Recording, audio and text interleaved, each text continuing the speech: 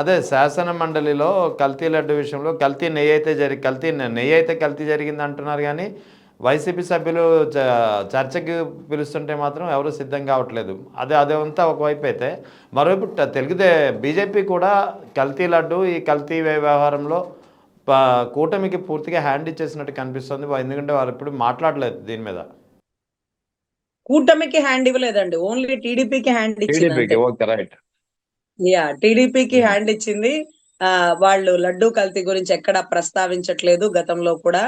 అదే మాదిరిగా పవన్ కళ్యాణ్ గారు కూడా నిన్నటి రోజు లడ్డూలో ఏ కల్తీ జరిగింది అనేటటువంటి నాణ్యతా పరమైనటువంటి టెక్నాలజీ లేదు అంటూ తేల్చి చెప్పేసినటువంటి సిట్ అంటూ కూడా ఆయన, ఇది ప్రజలకి తెలియాలి, నేనెప్పుడు గత ప్రభుత్వ ముఖ్యమంత్రి అని అనలేదు, లడ్డూలో కల్తీ జరిగింది, దాని ఈ కారణంతో ఇవి కలిసినాయి అనేటటువంటి చెప్పగలిగే టెక్నాలజీ, అంటే ఏ రసాయనాలు కలిసింది, ఏ పందికో కలిసింది, ఇవంతా టెక్నాలజీ లేదంటూ సిట్ చెప్పింది అంటూ ప్రజలకి ఓపెన్ గా చెప్పేసినారండి. అంటే దాని అర్థం ఏంటంటే ఇప్పటి వరకు బీజేపీ తప్పుకుంది, ఇకపై జనసేన కూడా ఈ లడ్డూ కల్తీ గురించి ఎక్కడ ప్రస్తావించరు అని నేనైతే భావిస్తున్నానండి.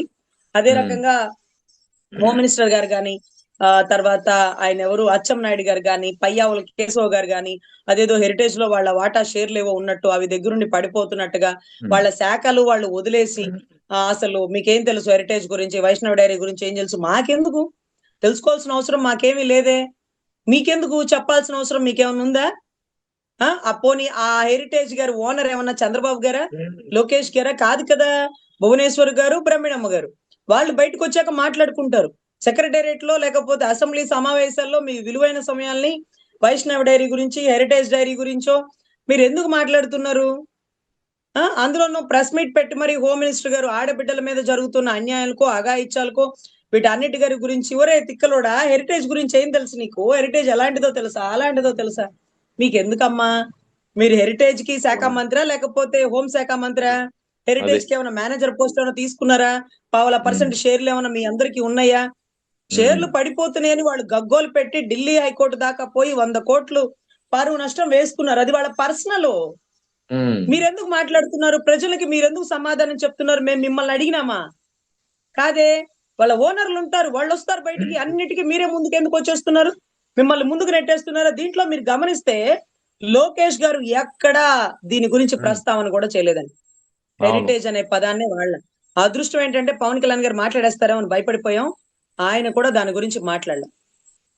సో ఒక చంద్రబాబు గారు సమాధానం చెప్పుకుంటున్నారు, ఈ రోజు మా గుడ్ విల్ పోయిందని. మరి వెంకటేశ్వర స్వామి వారి గుడ్ విల్ ని సంవత్సరం నుంచి పందికో కలిసిందంటూ దిగజారుస్తూ, గతంలో తినేసిన లడ్డూలు అన్ని కలిసేసి ఇన్ని కలిసి రసాయనాలతో కూడిన లడ్డు అంటుంటే మరి తిన్నవాళ్ల పరిస్థితి ఏంటి?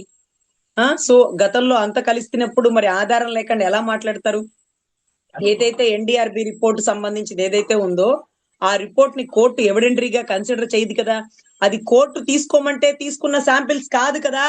మీరు శాంపిల్స్ ఇచ్చి టెస్ట్ చేయమన్నారు, ఏదో ఒక రిపోర్ట్ వచ్చింది, ఆ రిపోర్ట్ లో నోట్ అని ఉంది కింద గమనిక. ఏంటంటే దీన్ని ఎవిడెంటరీగా కన్సిడర్ చేయరు, దీన్ని ఎక్కడ పబ్లిష్ చేయకూడదు, ఇది సస్పెక్టెడ్, మాకు అనుమానం 174 అని కడతారండి ఐపీసీలో, సస్పీషియస్ డెత్ అంటే అనుమానాస్పద మృతి. అంతేకాని మర్డరు, రేపు అని అప్పుడే నిర్ధారించరండి. అనుమానాస్పద మృతి తర్వాత ఎంక్వైరీ చేస్తారు, అది కూడా పోలీసు వారు నిర్ధారిస్తారు. కాబట్టి 174. జనాలు అయ్యో అనుమానంగా చనిపోయాడని మన వాళ్ళు అనుకుంటే అనుమానం అవుదండి, సెక్షన్ కడితేనే అనుమానం, అది పోలీసు వాడు వచ్చి ఎంక్వైరీ చేస్తేనే అనుమానం. మరి ఇక్కడ కోర్టు తీసుకోమన్న శాంపిల్స్ కాదది, కోర్టు కన్సిడర్ చేసింది కాదది, కోర్టు ఎవిడెంటరీగా తీసుకోదు.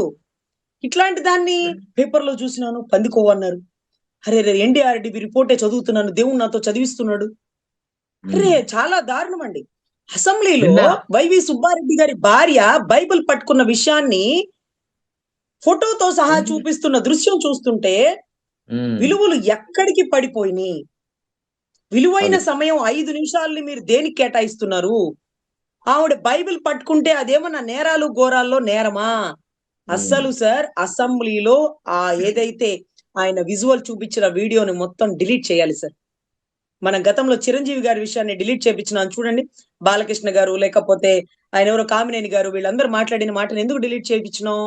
సభలో లేని వ్యక్తి గురించి ప్రస్తావించకూడదు, ఆయన అక్కడ తిట్టింది కాదు, ఇంకొకటి కాదు, ఆయన ఆయన సభలో లేని అసెంబ్లీలో వ్యక్తి గురించి. ఆయన విలువైన అసెంబ్లీలో ప్రజల సమస్యలకి వేదిక అయినటువంటి పరిష్కరించాల్సిన వేదిక అయినటువంటి అసెంబ్లీలో ఈ మతాల గురించి మత రాజకీయాల గురించి మాట్లాడడం ఏంటి? చంద్రబాబు నాయుడు కానీ పవన్ కళ్యాణ్ కూడా అదే ముస్లిమ్స్కి అయితే ఇలా జరుగుతుందా, క్రిస్టియన్స్కి అయితే ఇలా జరుగుతుందా అంటే ఎవరు రెచ్చగొట్టాలని చూస్తున్నారు ఇక్కడ?